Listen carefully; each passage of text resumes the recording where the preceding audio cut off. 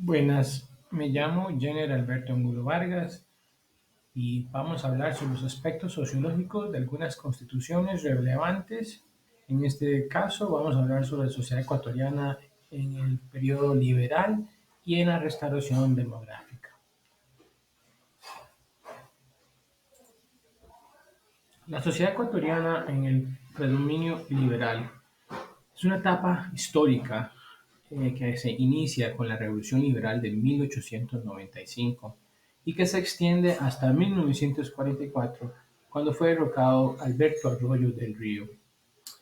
La primera constitución de esta etapa histórica resulta ser la de 1896, en la cual se elimina cualquier requisito de profesión religiosa para la ciudadanía.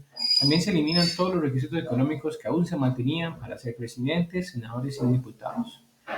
La Constitución de 1896 presenta algunos hitos en cuanto a la inclusión de grupos humanos tradicionalmente marginados. Si bien es importante tener en cuenta que aún persistían limitaciones y desigualdades, se introdujeron medidas que buscaban garantizar ciertos derechos y reconocimientos para estos grupos. La siguiente constitución en este periodo fue la de 1906, la Carta Magna Liberal, la cual proclamó en forma definitiva al Estado laico, separándolo de la Iglesia Católica, fortaleció el Ejecutivo, al Congreso bicameral y a la función jurisdiccional. La Constitución de 1906 introdujo una serie de cambios significativos en comparación con las constituciones anteriores. Una de las características destacadas de esta Carta Magna fue la ampliación de los derechos y las libertades individuales.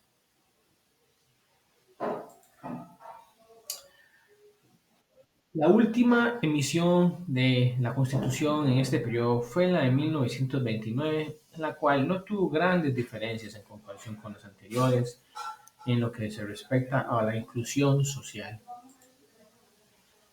Un gran personaje durante este tiempo fue el de Eloy Alfaro, conocido como el viejo luchador.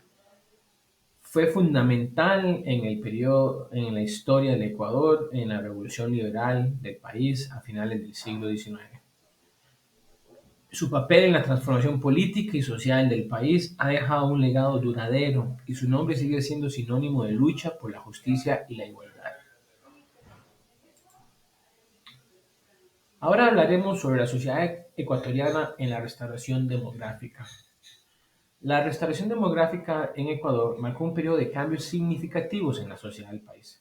Después de un periodo de inestabilidad política y regímenes autoritarios, se restableció la democracia y se inició un proceso de transformación social y político del Ecuador. En este momento, la población estaba deseosa de liberarse de los dictadores que resultaban molestos. Votó a un referéndum sin un análisis exhaustivo a favor de la Constitución de 1978. Se llevaron a cabo modificaciones en esta Constitución en 1992 y se realizó una nueva codificación en 1994. En esta versión constitucional se incorpora el concepto de Estado Social de Derecho. Esta Constitución se considera por ser de naturaleza liberal y por extender la ciudadanía a los analfabetos, quienes previamente estaban privados de sus derechos políticos. Aún así, existían grupos marginados como era lo del género y había una exclusión relacionada con la etnia y la cultura. El referéndum constitucional de Ecuador de 1978, conocido simplemente como el referéndum 1978 o erróneamente como la consulta popular de 1978, incorporó elementos significativos como la inclusión de voto para los analfabetos, la introducción de la segunda vuelta electoral en caso de que ningún candidato obtuviera la mayoría absoluta y la creación de un Congreso unicameral para agilizar el proceso legislativo. También otorgó un mayor reconocimiento a los derechos de los pueblos indígenas y a las comunidades afrodescendientes, grupos que anteriormente han sido marginados y todavía al día de hoy siguen siendo tal vez no tomados en cuenta como se deberían ser. Algo que me pareció muy importante que está en el preámbulo de la Constitución de la República del Ecuador del 2008 dice: decidimos construir un país democrático, comprometido con la integración latinoamericana, sueño de Bolívar y Alfaro. la paz y la solidaridad con todos los pueblos de la tierra.